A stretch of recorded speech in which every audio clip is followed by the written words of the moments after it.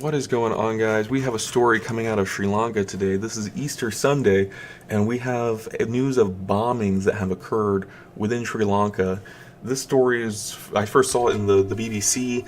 We have 207 people who have been reported as being killed, 450 additional people who have been reported to have been wounded, and then 27 of those who are dead are foreign nationals, 5 of which are British, and 2 of which have joint U.S. citizenship.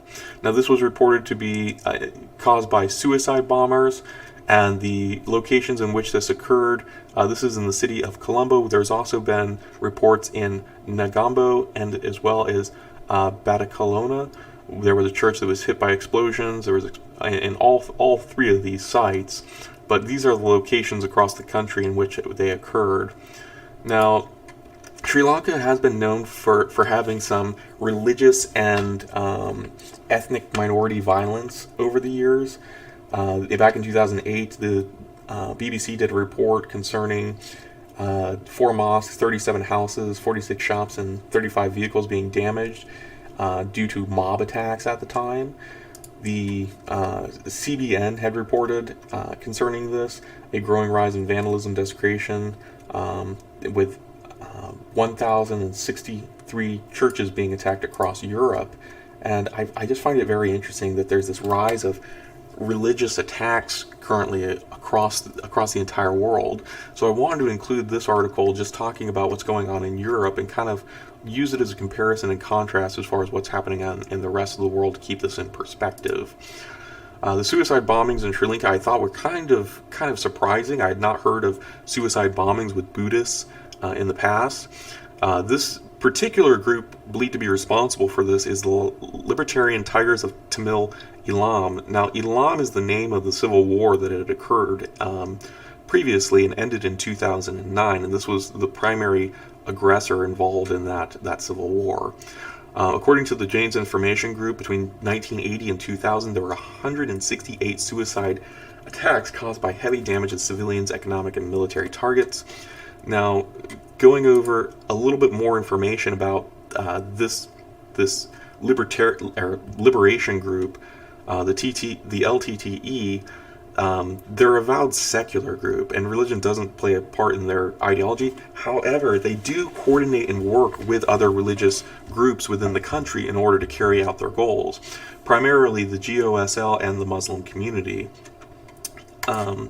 This is just a little bit of background information talking about the colonization of India and Sri Lanka by the Britons, and kind of how that's influenced the resistance groups over time that have spread out, or the historical roots to the LTTE.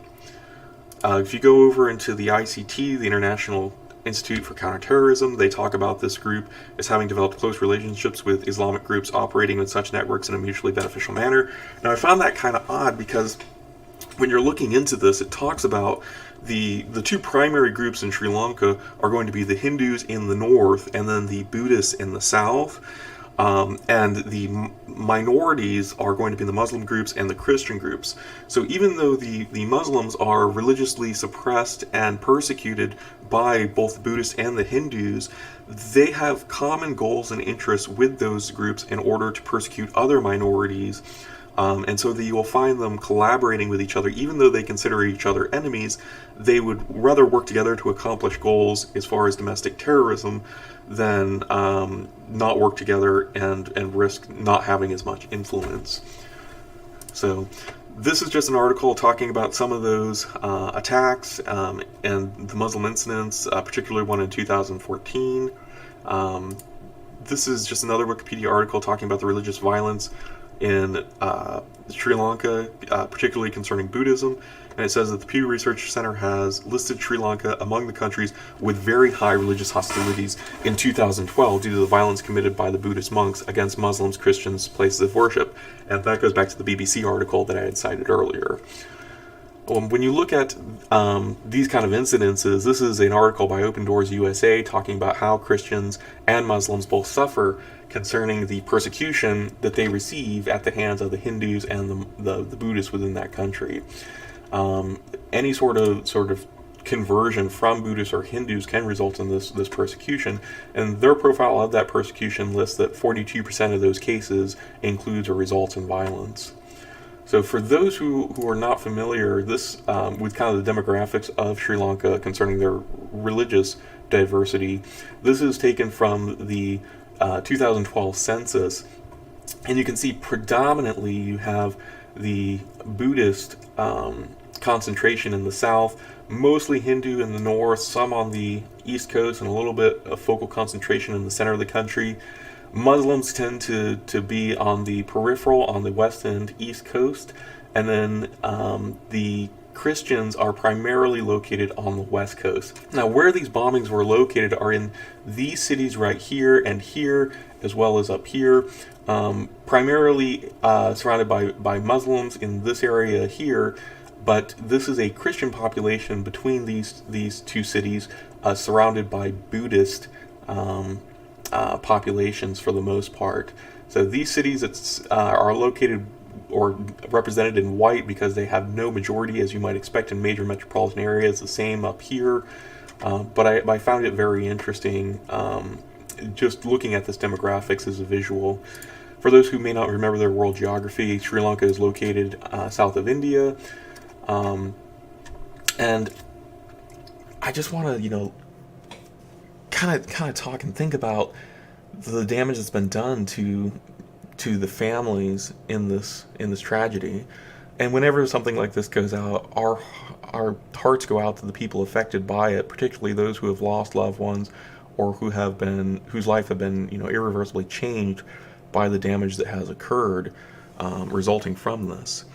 And the world seems to be becoming an increasingly crazier place by the day, and I don't know how to combat this or how to stop these sort of acts, other than to try to understand where these people are coming from and why the violence is resulting.